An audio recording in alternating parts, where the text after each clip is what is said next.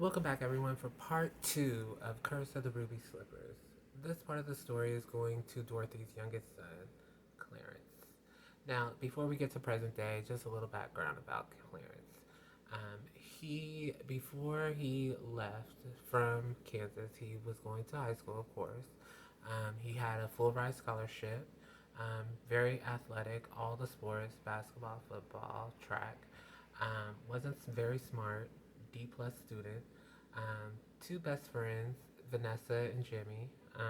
They unfortunately didn't go to college with him, and one reason is because there was a tragic death with Jimmy. But we'll get into that part later. So back to present day. After Dorothy's passing from COVID, Clarence goes back to his hometown. Not his hometown, his hometown. It's not his hometown, his hometown of Maryland, where he originally went to go to college. He got there on a full scholarship, some Christian scholarship, religion based, all that good stuff. Um, but he was there, went to college, did not do great, but did not fail either. Only was able to become just the middle school math teacher there. He had been a math school teacher there for quite some time, and since he graduated college. Now, here's where things get a little wicked.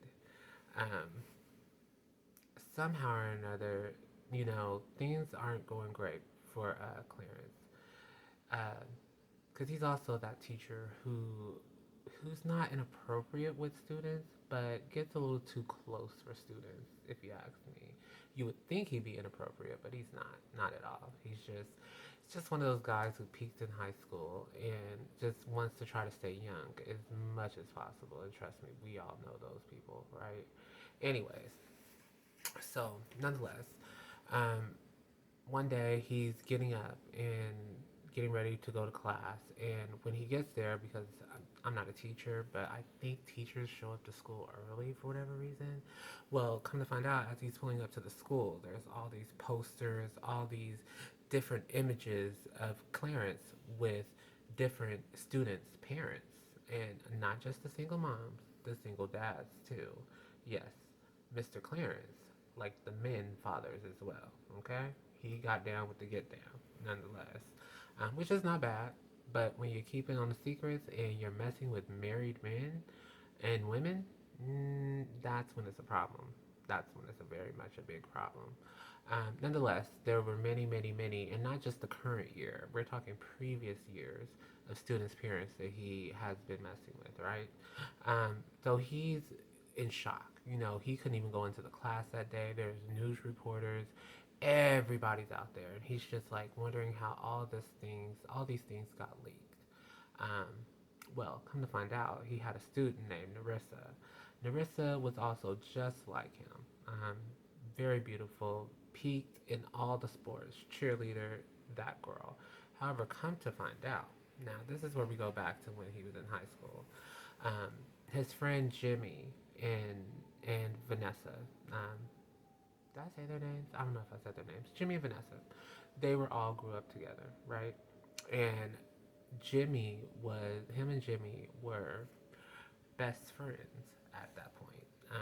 But and I'm gonna say this: being young and exploring your bodies with other young people, that's fine.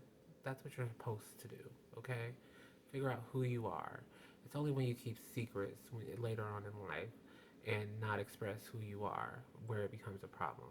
That's when it becomes a problem. Not breaking hearts and cheating, because that happens. You shouldn't cheat, but it happens and it's part of life. Nonetheless, it's when it becomes dangerous, right? So, anywho, um, he come to find out, him and Jimmy were secret lovers, right? But also, Jimmy and Vanessa was secret lovers as well. So before they were getting ready to go to college, because Jimmy was going to be going to Maryland as well, before his tragic death. Um, Come to find out, Clarence sent a letter to Jimmy letting him know that he shouldn't be going to Maryland with him because the love that they had wasn't real and it was a sin against God. and that they could both lose their scholarships, and it would be in both of their best interests if Jimmy just went to a different school. Now, Jimmy at this time is heartbroken, very much heartbroken, and he takes his own life, unfortunately, because he didn't think that that's what Clarence was going to say. They were in love. At least he thought they were in love. Um, but Jimmy was also having a relationship with Vanessa as well. Now, Vanessa was also devastated through this as well, but she did not know that Jimmy and Clarence was messing around. Also, come to find out, Clarence didn't know that Jimmy was messing with Vanessa as well. So there was a love triangle that these three kept a secret from each other. And also, come to find out, Miss Vanessa was pregnant, and she found out she was pregnant around the same time that Jimmy had tragically passed. Now, she did keep this baby a secret, did keep the baby a secret, um, and she ends up ultimately having the baby as well. Um, when she had the baby, um, Jimmy's father shows up because he knew that Vanessa and Jimmy was messing around. So he goes to go see the baby because he had a feeling that was his son's baby and his granddaughter. And so he gets to the hospital, sees the baby, lets Miss Vanessa know, like, hey, I don't know if you knew, because he knew also his son was bisexual as well, because they had many discussions. And being a good dad, he told him he didn't care, but at the same time, he just wanted him to go to college and live a happy life. So Jimmy's dad was a good dad.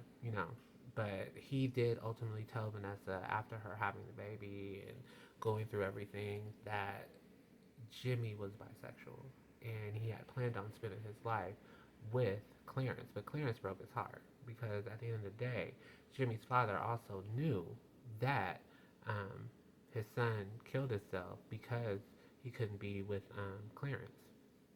So Vanessa's devastated. She's heartbroken, devastated, and she basically gives the baby to Jimmy's dad and runs off somewhere, changes her name, goes to Russia, does her own thing, right? And so Jimmy's dad raises the baby. Beautiful girl, Narissa. That's who put up all the pictures up in Maryland because she's heartbroken. She didn't grow up with either parents. Grandfather struggling to take care of her. And he was a good grandfather. There's no tea, no shade on him. He was great. But nonetheless, she was hurt because she couldn't be with her parents. So she spent all her entire time going to Maryland, destroying this man's life because he destroyed hers before she was even thought of and born because he was too busy thinking about his own self and not truly being with the person he wanted to be with, which was her father. Because in her eyes, she could have grew up and had two gay dads and a wonderful mom. Sounds pretty lavish if you ask me. Um, so career ruined. No more teaching. I mean, the parents and the parents were all upset. People getting divorced. Um, thank God he didn't have any other kids in Maryland, right? And people getting divorced, people STDs, herpes, gonorrhea running rampant.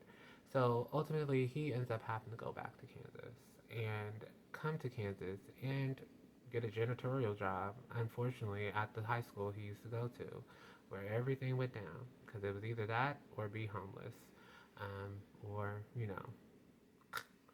So that's what happened to Dorothy's youngest son. And the moral of that story, kids, be who you are. Don't tell lies. Be who you are. Trust who you love, and trust that they love you. And I'll come back with part 3, where we get to talk about Dorothy's middle child.